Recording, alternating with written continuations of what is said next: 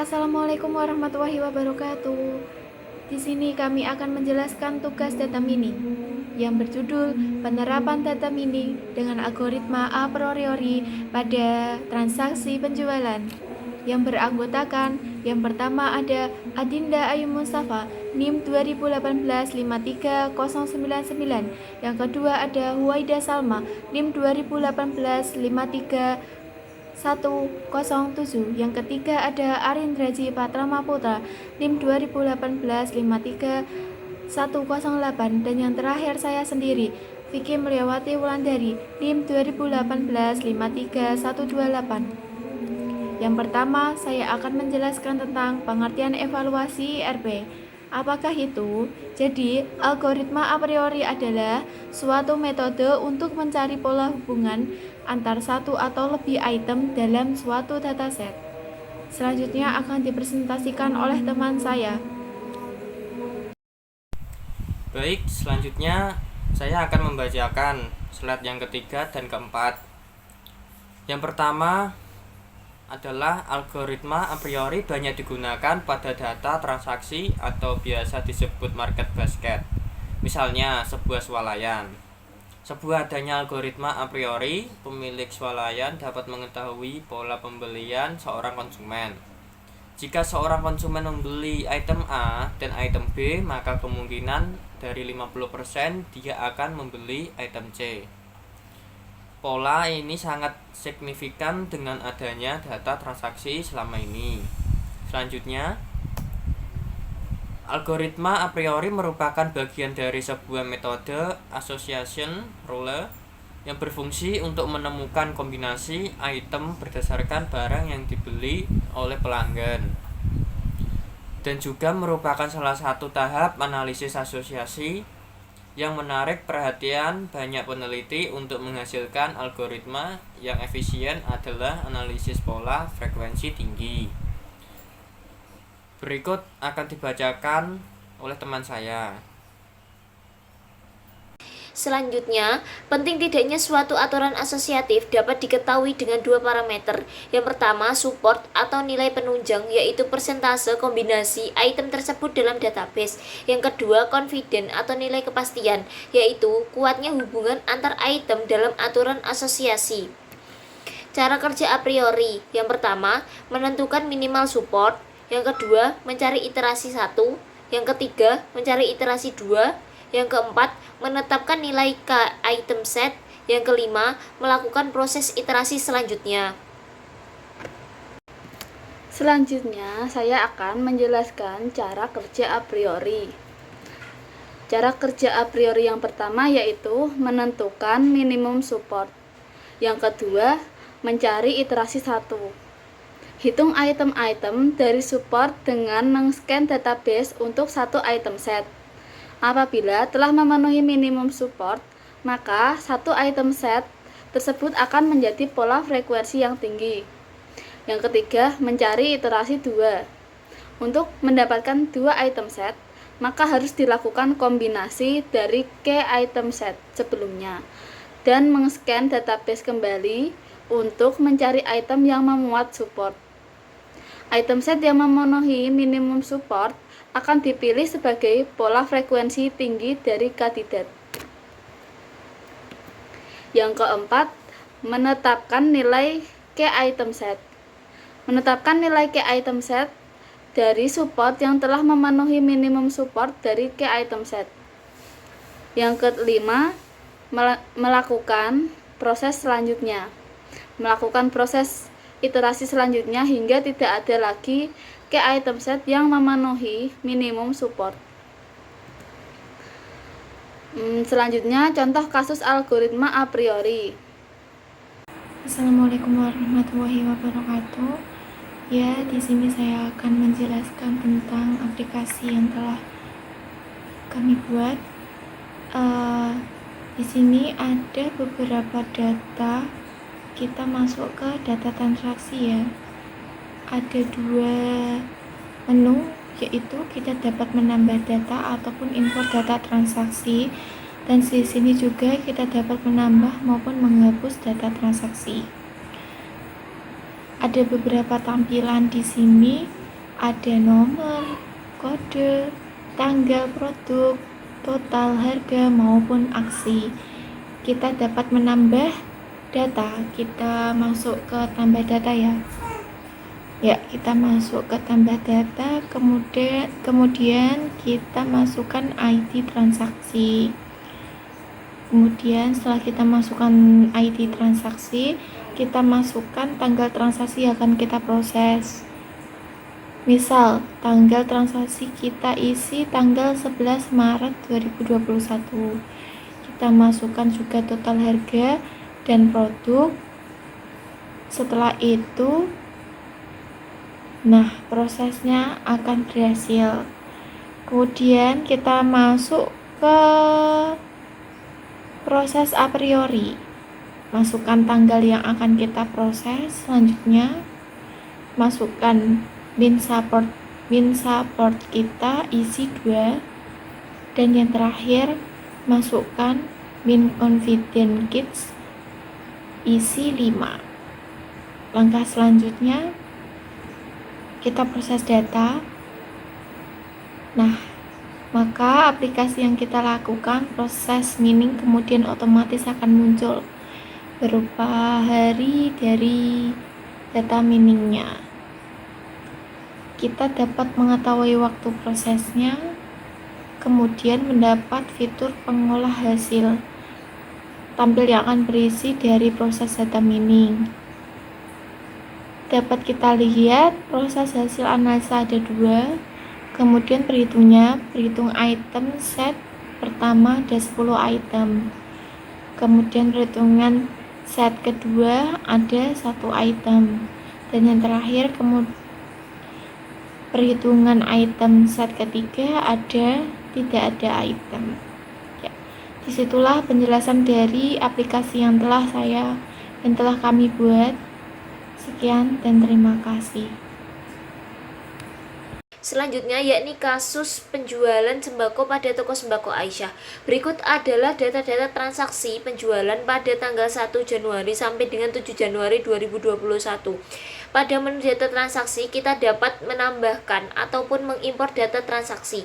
Jika Anda ingin menambahkan data transaksi, maka klik button tambah, masukkan ID transaksi, tanggal transaksi, total harga, maupun produk yang dibeli. Di sini saya mencontohkan ID transaksi BRG 0011 dengan tanggal transaksi 8 Januari 2021 dan total harga 10 produk Indomie 4 pieces, lalu klik button tambah. Jika sudah, data tadi akan ditambahkan ke dalam transaksi penjualan seperti berikut. Jika Anda ingin mengimpor data transaksi, maka klik button import. Pilih data yang ingin diimport, lalu klik button import. Selanjutnya yakni proses a priori. Pada menu proses a priori, kalian dapat menginputkan tanggal transaksi yang ingin diproses. Di sini misalnya tanggal 1 Januari 2021 sampai 4 Januari 2021 dengan minimum support 1, minimum confident 2. Lalu klik proses data.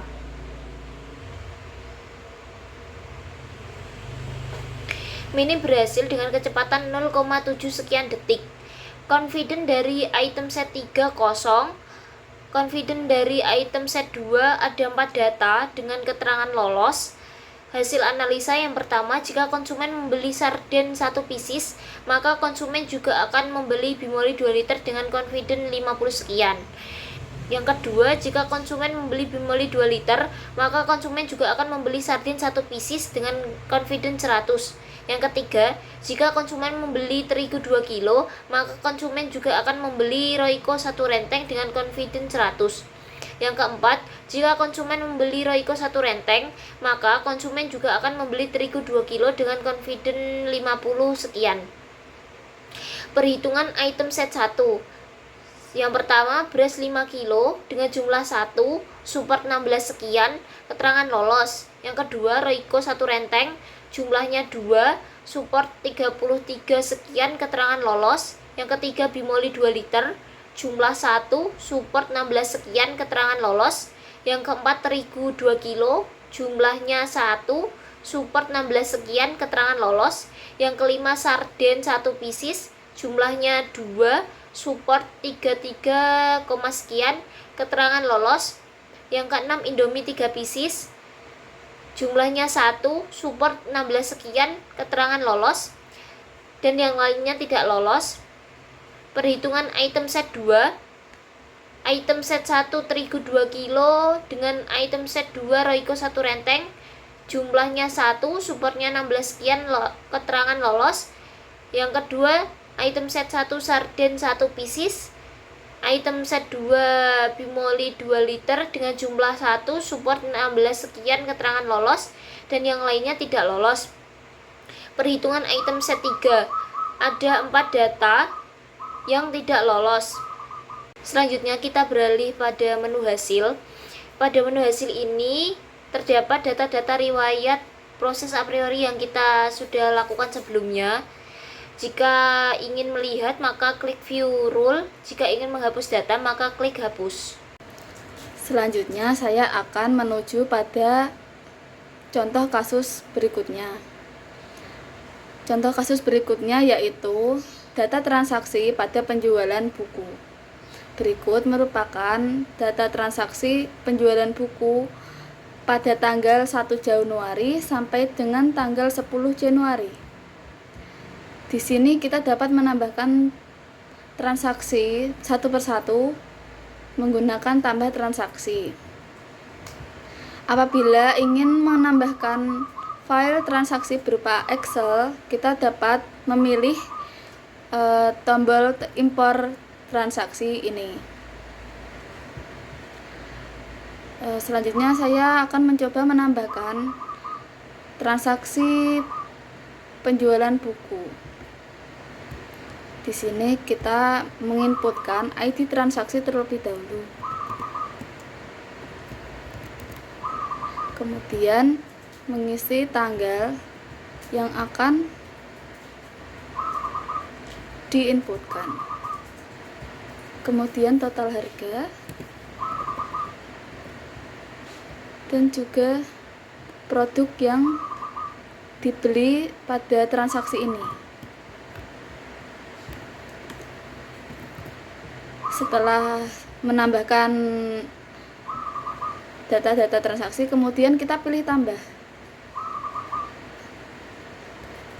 Dan datanya akan masuk pada tabel transaksi, tabel data transaksi.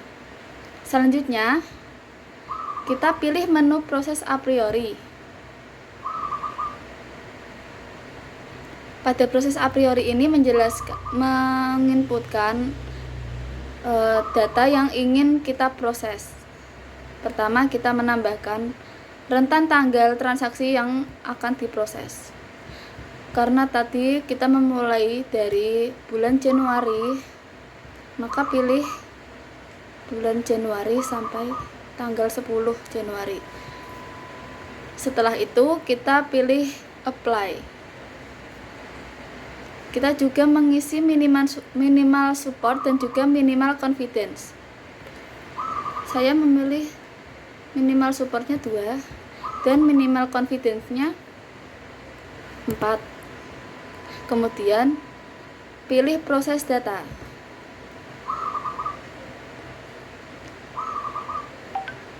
Setelah data diproses, menampilkan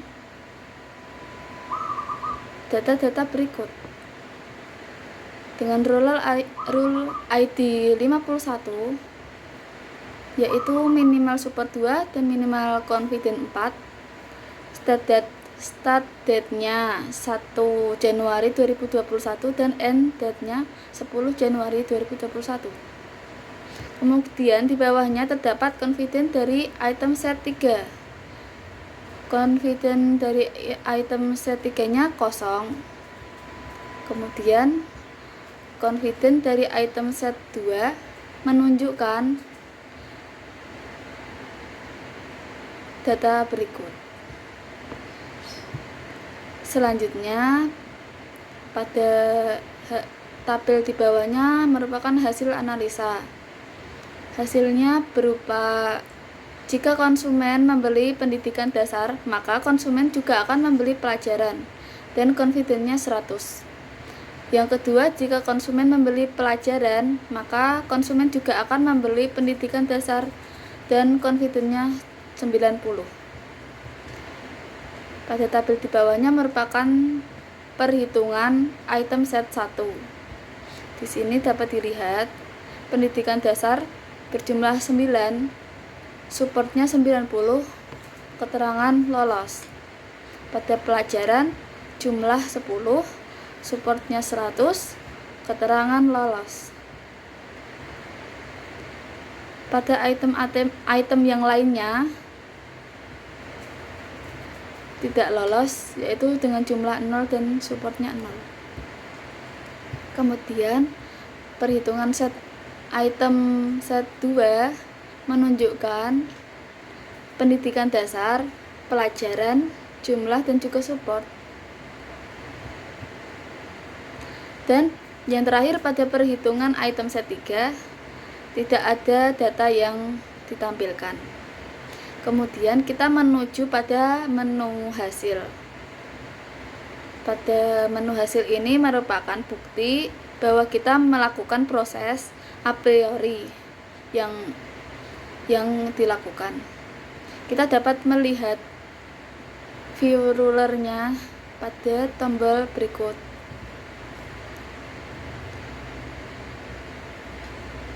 Dan ini akan menuju penjelasan proses a priori yang telah dilakukan sebelumnya. Baik, selanjutnya di sini terdapat data transaksi penjualan HP atau handphone iPhone. Dan di sini adalah terdapat data transaksi dari tanggal 15 Mei sampai dengan 25 Mei. Kemudian jika kita ingin menambahkan tambah transaksi secara manual, maka kita akan mengeklik tombol tambah transaksi. Berikut adalah tampilan tambah transaksi, terdiri dari ID transaksi, tanggal transaksi, total harga, produk. Kemudian kita tambah. Jika kita ingin melihat Excel, maka kita mengeklik tombol import transaksi. Kemudian kita mengeklik tombol import transaksi. Jika kita ingin menambahkannya, kita cari folder terlebih dahulu. Kemudian setelah itu kita open. Setelah kita open file tadi, kemudian kita import untuk transaksi. Di sini saya akan menambahkan tambah transaksi dari ID transaksi HP 011 dan tanggal transaksinya bulan 5 tanggal 26 tahun 2021. Kemudian total harganya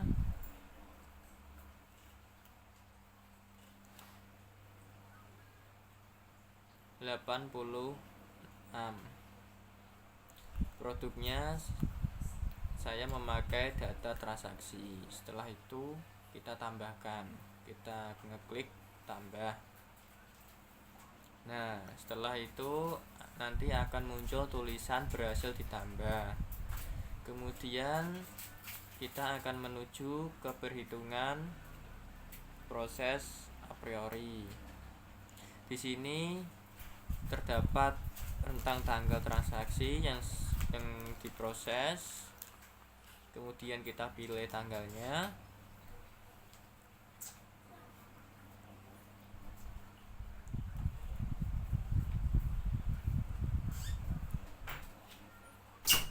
Kita memakai tanggal 10.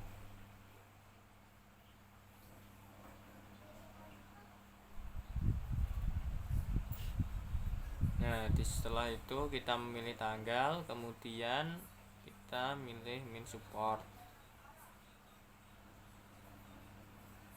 Di sini saya memilih 2 dan min condition 3. Kemudian setelah itu kita ngeklik proses data.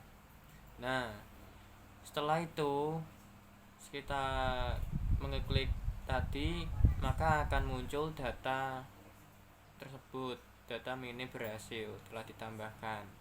Di sini terdiri dari rule ID, min support 2, min condense 3, start date, tanggal, dan end date 2021, tanggal 26 bulan 5. Di sini terdapat tabel condense dan item set 2, terdiri dari nomor 1 iPhone 8 Plus 64GB warna merah, kemudian iPhone XR 128GB warnanya hitam, dan di sini support condense keterangan lolos. Kemudian yang kedua adalah iPhone XR 128GB warna hitam dan iPhone 8 Plus 64GB warna merah, dan di sini support condense keterangan lolos. Kemudian hasil analisanya nomor 1 rule, jika konsumen memberi iPhone 8 Plus 64GB warna merah, maka konsumen juga akan memberi iPhone XR 128GB warna hitam. Dan condense yang kedua adalah jika konsumen membeli iPhone XR 128 warna hitam, maka konsumen juga akan membeli iPhone 8 Plus 64GB warna merah dan condense. Kemudian perhitungan item set 1. Di sini ada item set 1 sampai 10. Dan item setnya jumlah, kemudian ada support, kemudian ada keterangan masing-masing, ada yang lolos dan tidak lolos. Yang pertama adalah iPhone XR 128GB warna black, yang kedua iPhone XR grey 64GB, yang ketiga iPhone 8 Plus 64GB warna merah. Kemudian masing-masing memiliki jumlah 2, 3, support 18, kemudian seterusnya sampai 18. Kemudian yang ketiga iPhone 8 Plus 64GB warna merah, supportnya terdiri dari 27.